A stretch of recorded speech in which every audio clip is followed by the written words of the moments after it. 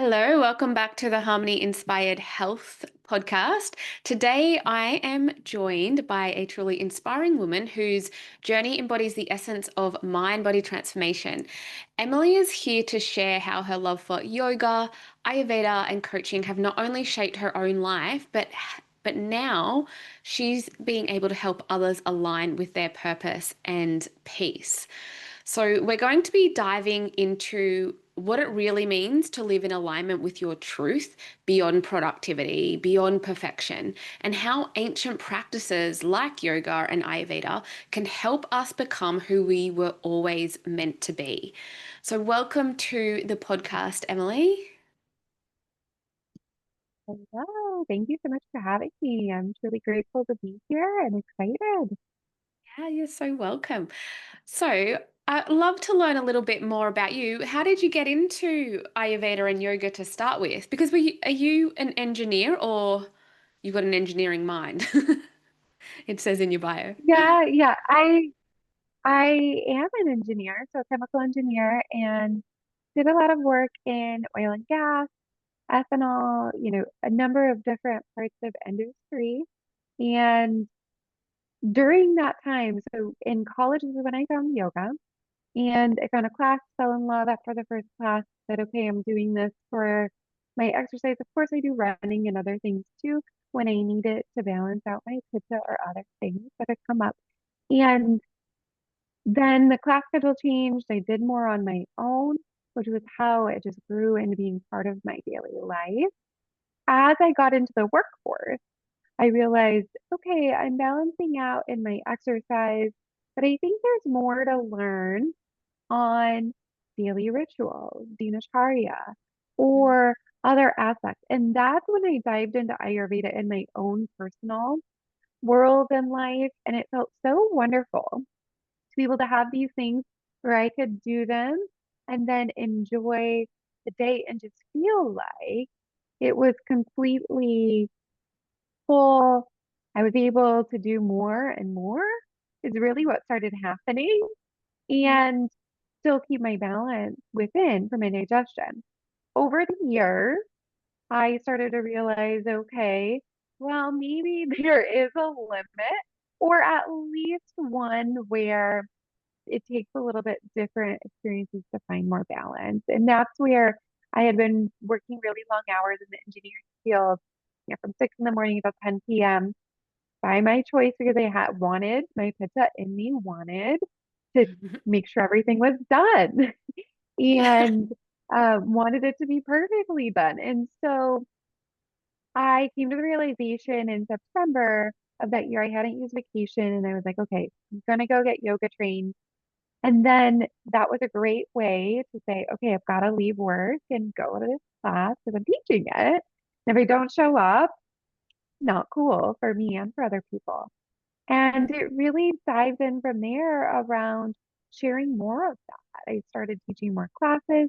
People would ask me more things, and I was like, okay, I know what happens for me, but what happens for others and helping them balance their pitta, vata, and kapha qualities, or even just digest in a regular sense if someone is eating food or things that maybe don't agree with them, then it was a good way to start diving into that more. And that helped explain to students and other folks what that was like. The coaching really came after that because there's a lot of mental, emotional, and other aspects that affect our digestion and Mm. how we are physically. And that's really how it all transpired to where I'm at today. And I'm doing this full time at this point. So um, a different type of balance in life and harmony, really, in what I do. And it's a beautiful thing. It's absolutely amazing to see people heal through the ancient practices of Ayurveda or just get emotional and in touch with themselves on the mat or through a coaching session when we talk about something that really is dear to their purpose and to their Mhm. heart and life. Beautiful. And I think people, when they first start, like what do you say, dangling their toes in Ayurveda or yoga Yeah, or any of these type of practices, they don't realize it's sort of more than just being on the mat, more than just eating well for their constitution. It's really a deep practice and it's a lifelong learning. And I know you talk a lot about self-actualize, oh my gosh, I'm twisting my words. good.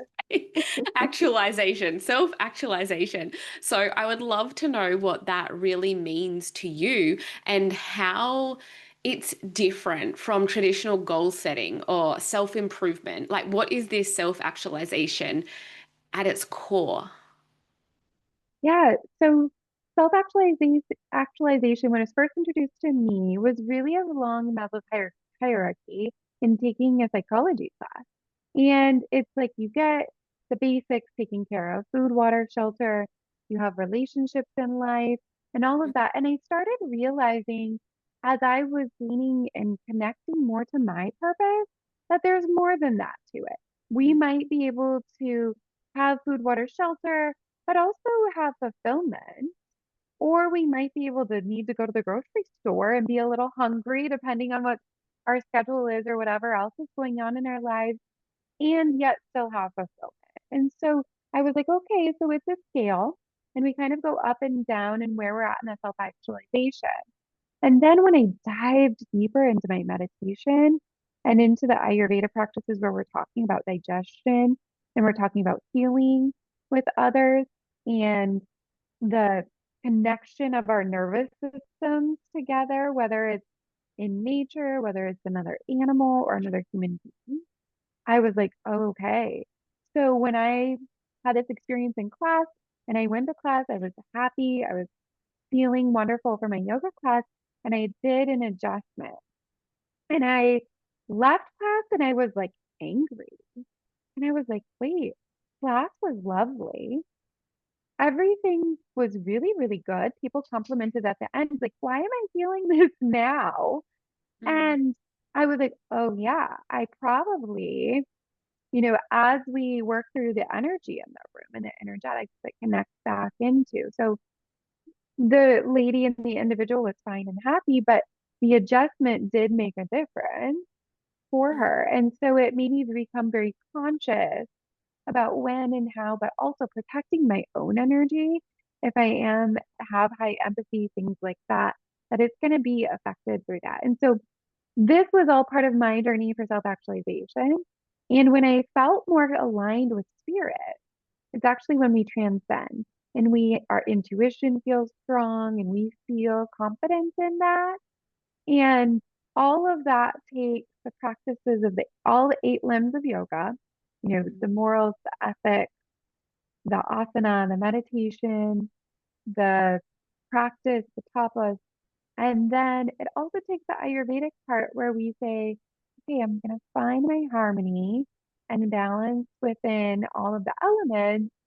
And then we can truly feel like we're one with nature and mm, we're one with spirit and we're a human being having a spirit having a human experience here on earth.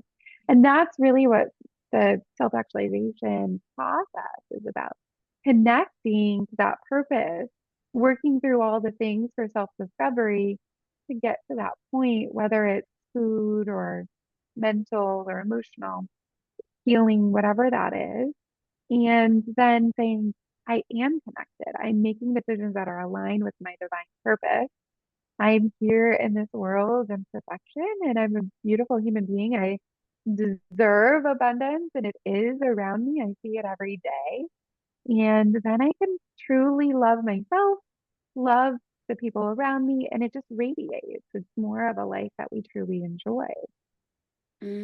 beautiful. And I know we said before you have the brain of an engineer, so you're obviously very logically intelligent as well, but you sound like you've also got the brain and the heart of a yogi. So how has this duality influenced your healing work and even your own self-actualization?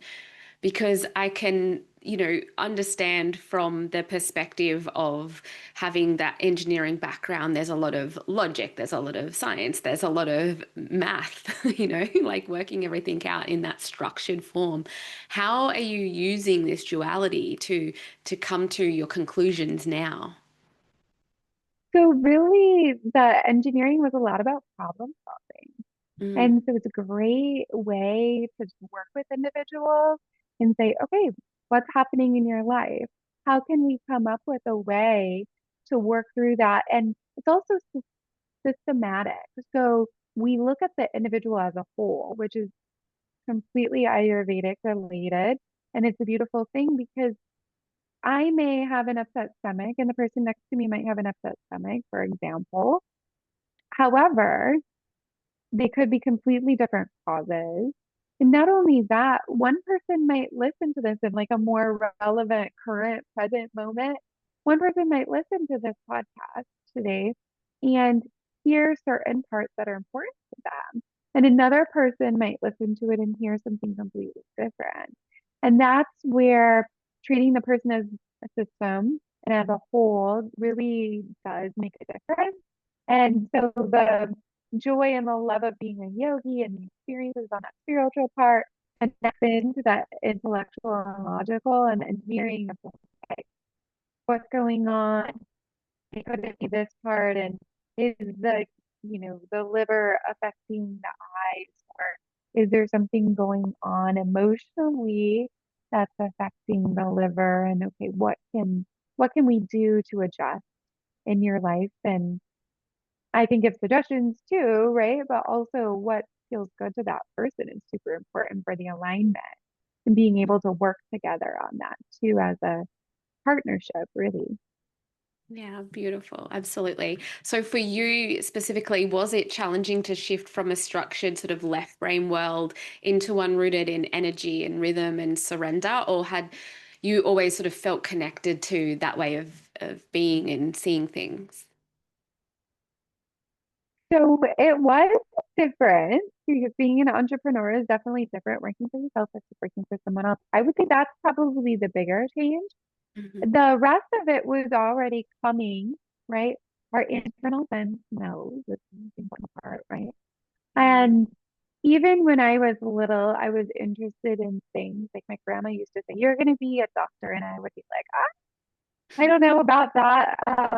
Of course, I still really care about people, and I really cared about them then, and really care um, my siblings, other people in life, and so I felt like the biggest part for me was when I do look back on the chemical engineering, I was, even as a leader, I was treating the system and the people as a whole, right? I was talking to them as if they had a heart. When I was asking them, how are you doing?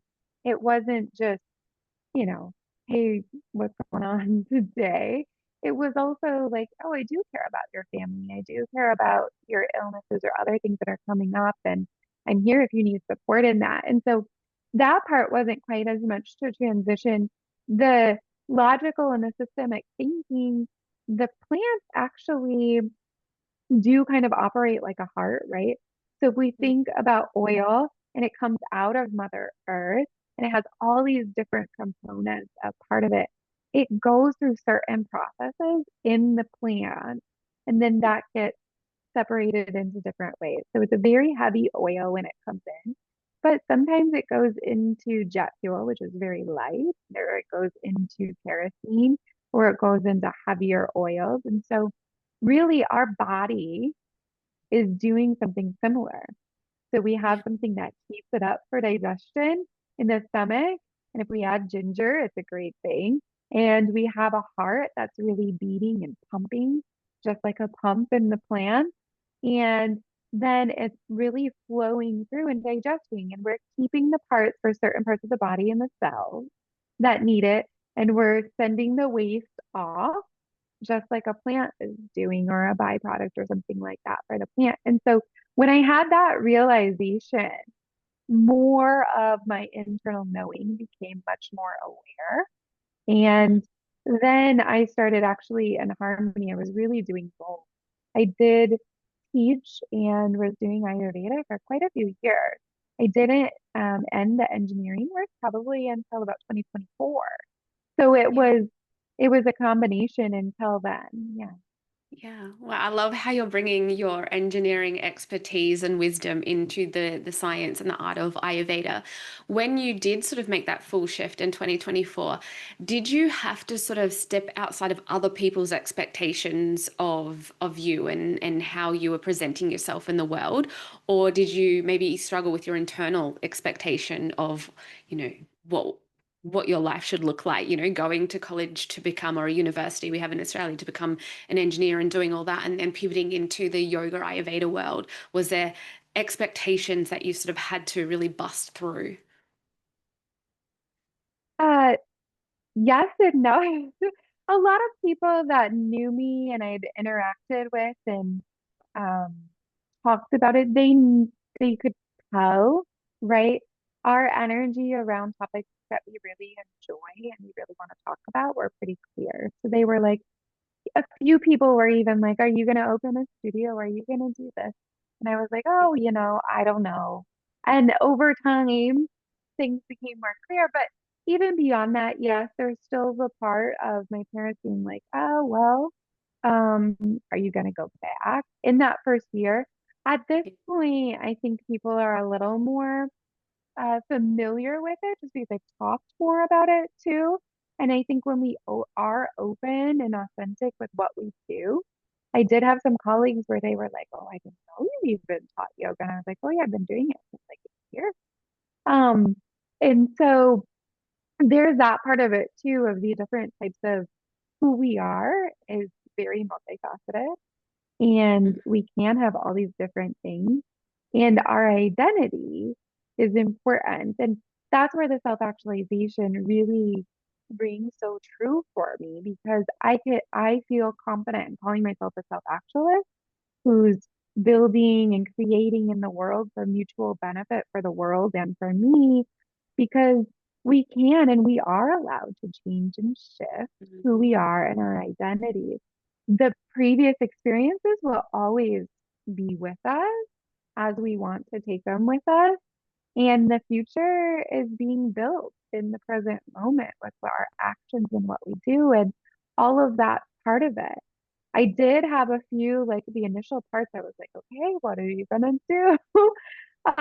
In making the transition, or people being like, are you sure you want to do that? Like, you don't want to go back to engineering because there is a difference in an established career over 17 years and like going out and doing your own thing for a while. Absolutely.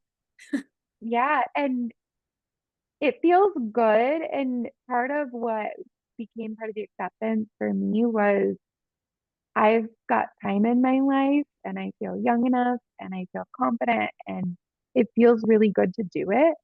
The Mm, first few times it felt a little like stressful. I was like, okay, what about this? And you reevaluate and change and shift finances, things like that.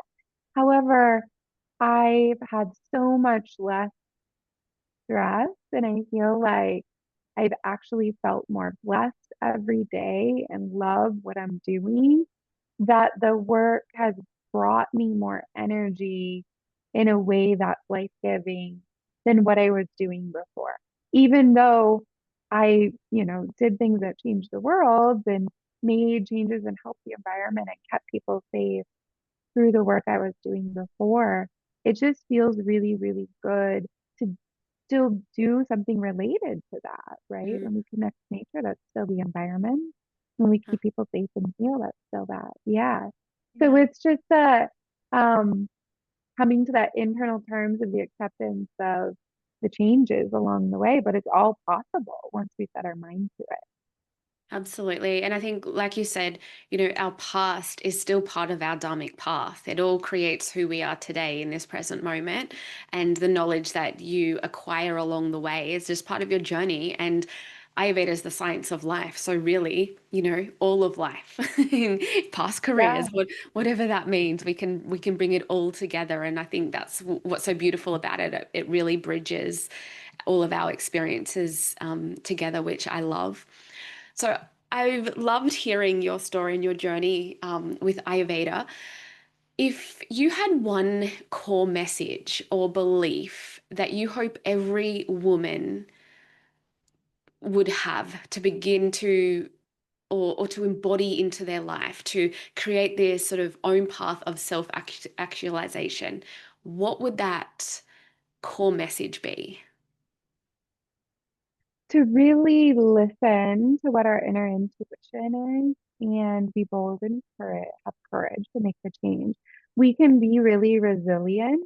And that's where I found myself in the longer hours. I could still be resilient because I had the skills. However, what I've learned by making the transition is to trust the inner process and where what feels aligned and where the energy is actually going to be fulfilling in life. And that's super important when we make decisions based on, our intuition is really talking to us in a way that's important. That brings the inner peace.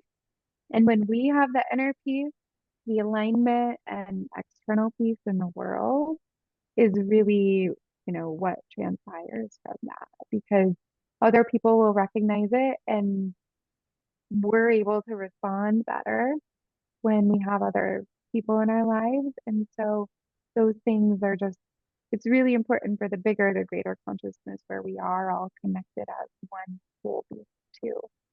Yeah, beautiful. And how are you bringing all of your modalities together to support women in your work? What are you doing for them? What are you being able to provide them and offer them? Yes. So I do have yoga classes, do a little bit of Pilates and some other things too. Anything well-being, and we talk about that type of movement. And then I do Ayurveda counseling, and we talk about what digestion is like, that type of thing.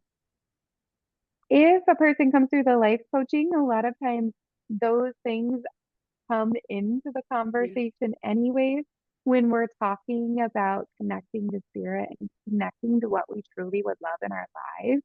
And so that's somewhere it always starts there if someone's early in the journey of Mm. connecting and building a life that they love. And so we go through the coaching. I do have monthly workshops that are free and open to help connect initially and just see what that's like. They're typically the second Saturday of the month. So if folks are interested in those, feel free to check out the website or on my Eventbrite to find out more on that. And just working through all of that together to bring the knowledge in as a whole and dive in deeper where we need to.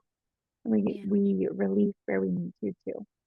beautiful. And where can our listeners connect with you? They want to find out more. Yeah. So www.embodymindset.com. So E in the embody and it's A or D in the and on Instagram or Facebook at Mm. Embody in Mind. Beautiful. I'll have the links in the show notes as well. So thank you so much for sharing all of your beautiful wisdom and your story. And for our listeners, if today's episode inspired you to reconnect with your own truth and explore ancient wisdom from modern healing, then I invite you to continue the journey inside the Ayurveda Alchemist Academy, where we bridge science, soul, and strategy for your evolution. So I'll be popping a link in the show notes if you would like to book a free call to discuss what that would look like for you. And also, don't forget to grab a copy of my book, Ayurveda and the Alchemy of Her. Thank you. Thank you so much. Yeah.